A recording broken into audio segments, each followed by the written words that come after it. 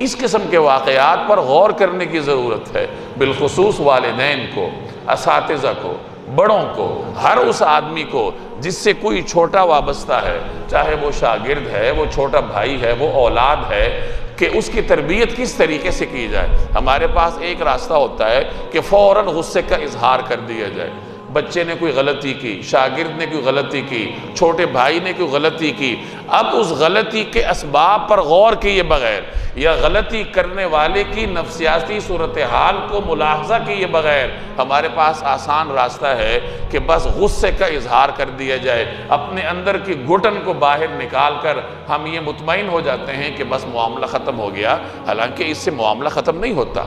نبی کریم صلی اللہ علیہ وسلم کے ایسے بہت سارے واقعات ہیں کہ کس طریقے سے آپ صلی اللہ علیہ وسلم نے کسی کی تربیت فرمائی، کس طریقے سے آپ علیہ الصلوۃ والسلام نے اللہ کا پیغام لوگوں تک پہنچایا۔